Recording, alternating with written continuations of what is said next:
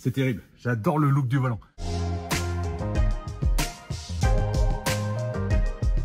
Bonjour à tous, bienvenue sur la chaîne de Blog Tesla. J'espère que vous allez bien. Aujourd'hui, je vais vous parler de volant. J'ai fait faire un volant pour ma Model 3. On va le découvrir ensemble et puis on va aller faire l'installation. Donc évidemment, je vous mettrai dans la description en dessous ou sur le côté tous les liens pour vous procurer ce volant. Vous allez voir où je l'ai acheté, la personnalisation qu'on peut faire. Et puis après, on parlera des outils que je vais utiliser et de l'installation évidemment sur la voiture avant de découvrir le résultat.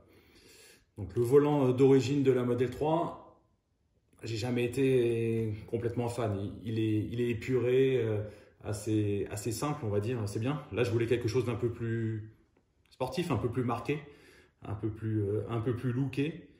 Donc j'ai fait réaliser ce volant-là sans, j'espère, tomber dans le tuning. Donc on va le découvrir ensemble.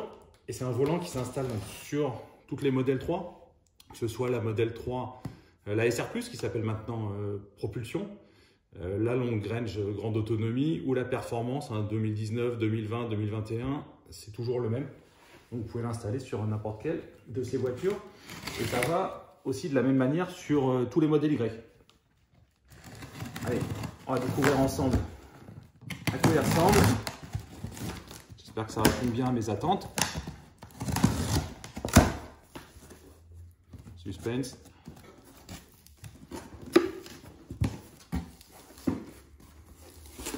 C'est un volant qui vient de Chine. Donc on voit déjà en tout cas qu'il est bien emballé, un coup bien protégé.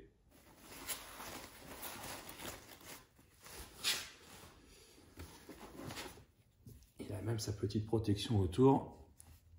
Et puis on va vite le déballer pour voir comment il est. Écoutez, je ne sais pas ce que vous en pensez, mais moi j'aime beaucoup. La qualité m'a l'air vraiment top. Donc dans la configuration que j'ai choisie, c'est 100% noir, couture noire, cuir noir en bas et sur les côtés, pour rester quelque chose de pas trop loin de ce qu'il y a d'origine. Par contre, il y a des formes nettement plus marquées ici au niveau des pouces. Je pense qu'il a un diamètre un peu plus gros et il est un peu plus souple, un peu plus confortable. Donc chez ce vendeur, ou les différents vendeurs chez lesquels vous pouvez trouver des volants, il y a plein de configurations possibles. En bas, vous pouvez mettre du carbone brillant, mat, ou d'autres styles, même d'autres couleurs. Ici, vous pouvez mettre du cuir perforé, comme ce que j'ai choisi pour mon volant, ou du cuir lisse. Alors, il y a plein. Il y en a même des volants yoke, donc qui sont coupés en partie. Moi, j'ai voulu rester sur un volant rond, parce que le volant yoke, à part le côté un peu fun design, je trouvais qu'il apportait pas grand-chose au niveau du look et au niveau de l'utilisation. Donc, j'ai préféré rester sur un volant rond, mais un peu plus sportif, et avec la partie en bas qui est relativement plate. Donc il est livré comme ça, nu, hein, c'est moi qui choisis cette configuration, parce que je vais reprendre bien sûr le volant d'origine, enfin tout ce qui est sur le volant d'origine, l'airbag par exemple, les commandes et les différents accessoires. Donc je vais les démonter du volant d'origine. Pour les remonter là, on va voir, c'est pas très compliqué. En tout cas, là, j'espère que vous pourrez bien voir sur la vidéo, mais la finition m'a l'air vraiment top. Le cuir est très propre, bien posé, bien collé. Et puis à la base, c'est un volant d'origine Tesla, donc qui a simplement été recouvert par une autre finition, un autre cuir, donc aucun risque particulier. Puis on reprend l'airbag d'origine. Bon bah écoute, je suis content du volant en lui-même. Pour les outils, je vous montre ce que j'ai prévu pour le montage. Vous n'avez pas forcément besoin de tout ça. Le principal, ça va être d'avoir de quoi dévisser la vis centrale au niveau du volant. Donc j'ai acheté cette douille. C'est un 6 pans mâle en 10 mm. Vous aurez besoin de clés Allen ou peut-être autre chose, type Torx dans ce genre-là. Tout simplement pour venir sur les côtés du volant, on verra, déclipser l'airbag. Un petit tournevis pour aider à déclipser les connecteurs qui vont sur le volant. Et puis j'ai une clé dynamométrique. Alors, elle date un peu, elle est même un peu rouillée, mais ça fera bien l'affaire pour resserrer la vis centrale du volant. Donc il faut la serrer à 80 Nm, ce qui est relativement fort, mais on va y arriver sans problème avec cette clé. Et puis pour desserrer, au cas où ce sera un peu trop dur, j'ai la grosse clé à choc qui devrait m'aider à faire ça facilement avec la bonne douille au bout. Bon, ben on fonce dans la voiture et puis on commence le démontage de l'ancien et on va remonter toutes les pièces sur le nouveau. Voilà, nous voilà dans la voiture, donc je ne vais pas vous montrer en détail la procédure pour démonter le volant parce qu'on trouve plein de vidéos sur internet. En gros, le principe c'est de mettre un outil ici dans ce trou là et dans le même qui est à l'autre côté pour pouvoir faire sortir l'airbag. Après on va récupérer les différentes commandes de ce volant là pour le remonter sur le nouveau volant et puis on défera la vis qui est au centre du volant avec la douille malle de disque qu'on a vu juste avant.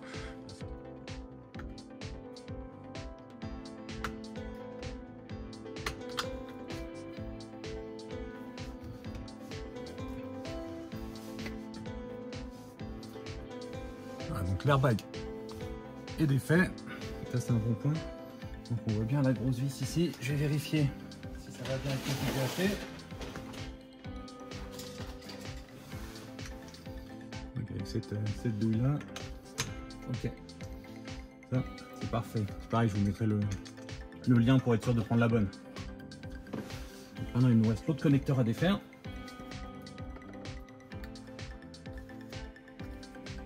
Ça c'est le connecteur pour le klaxon et les boutons. Voilà.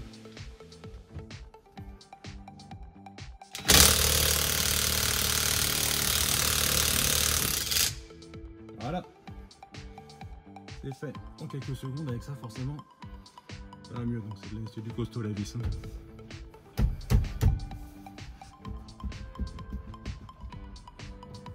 Et voilà. Une voiture sans volant. Bon, bah c'est parti. On va démonter ça pour le remonter sur le nouveau volant. Je ne vais pas vous le passer en revue, hein, vous le connaissez bien. Le but c'est de le comparer avec le nouveau. Donc moi franchement j'adore. Là quand je vois la différence, l'autre j'étais pas fan. Là je suis complètement dingue de celui-là. Regardez le look un peu là par rapport à celui-ci qui fait tout plat, tout petit, relativement dur. Celui-là il a, bon, je vais pas dire qu'il est souple, mais un peu plus souple quand même. Et puis surtout il y a une prise en main qui est tellement mieux, tellement différente. J'ai sorti mon petit mètre de couturière pour mesurer ça et vous donner des chiffres plutôt que mes impressions. Donc sur celui d'origine, je vais mettre dans l'autre sens, comme ça on pourra lire le résultat. Avec le volant d'origine, on est à peu près 12 et quelques, je crois. Ici, autour de la jante, on est à 12 cm pile poil là, sur cette partie-là. On va vérifier au même endroit sur le nouveau. J'espère que vous voyez bien, mais on est à 13,2, quelque chose comme ça. Et j'ai mesuré à différents endroits. En gros, partout, on a un bon centimètre de plus. Alors, ça paraît pas beaucoup, mais quand on les compare côte à côte, les volants, eh ben, on voit nettement la différence. Celui-là est largement plus large. Quand on met la main dessus, ça se sent très nettement. Après, au niveau du diamètre, j'imagine que c'est tout à fait pareil, tout à fait équivalent. Ouais, c'est pareil. Et puis autre différence avec le nouveau, ça c'est l'ancien, ça c'est le nouveau. Vous voyez que le nouveau à l'arrière, il est complètement formé ici pour l'appréhension, pour avoir un bon grip sur le haut du volant. Bon bah top, je suis vraiment content. J'adore le nouveau volant. Du coup, je reprends toutes les commandes de celui-là et on l'installe ici. Je vais vous passer la vidéo en accéléré parce que c'est pas passionnant, mais il y a juste quelques vis à démonter.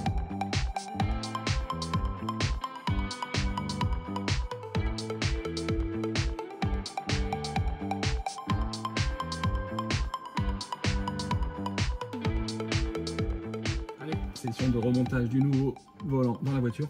On peut pas se tromper au niveau de la rotation, au niveau de l'inclinaison, tout simplement parce qu'il y a un détrompeur ici et sur la colonne de direction, donc vous ne pouvez que le mettre bien droit, en tout cas aussi droit que d'origine.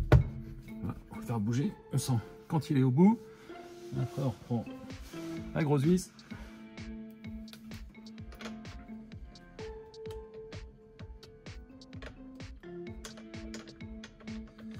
Voilà.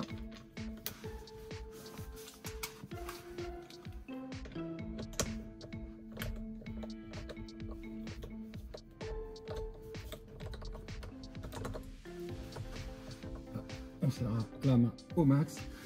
Et après 80 Nm, hein, c'est l'indication, je vous l'afficherai, c'est ce que donne Tesla. Donc j'ai réglé ma clé dynamométrique. Et puis toi, tu vas venir m'aider un peu pour tenir le volant en même temps pendant que je tourne, s'il te plaît. Je vais le faire par là. Je vais aller régler sur 80. Tiens-le bien, bien, bien.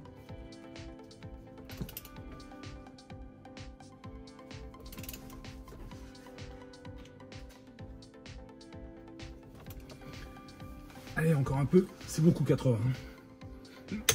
Voilà. À déclencher, c'est bon. On est au 80 Nm. Donc 80, c'est beaucoup parce qu'on avait quand même une sacrée longueur pour serrer. Mais au moins, on est dans les recommandations de Tesla.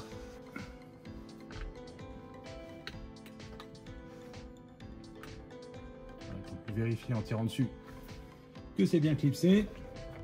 Il ne reste plus qu'à le mettre en place. On va klaxonner un coup. Voilà. C'est fait. Putain, j'adore. Regardez un peu le look du volant. Je vais nettoyer un peu. Bon, désolé, c'est avec un masque qui traînait par là. C'est terrible. J'adore le look du volant. Il est tellement... En plus, avec la partie cuir perforé, là, ça fait vraiment une sensation différente. J'ai hâte d'aller rouler avec. Bon, bah écoutez, merci d'avoir regardé cette vidéo. Abonnez-vous à ma chaîne, à la chaîne de Blog Tesla. Regardez les liens qu'il y a en dessous, hein, dans les descriptions et dans les commentaires. Vous allez trouver de quoi acheter ce volant. Et vous pourrez, comme je vous le disais, vous faire plein d'autres configs. Parce que si vous voulez du carbone, du cuir lisse, du carbone rouge, vert, hein, noir, blanc, ce que vous voulez, le vendeur que je vais vous mettre en description vous fait ça à votre guise. Allez, à bientôt. Salut.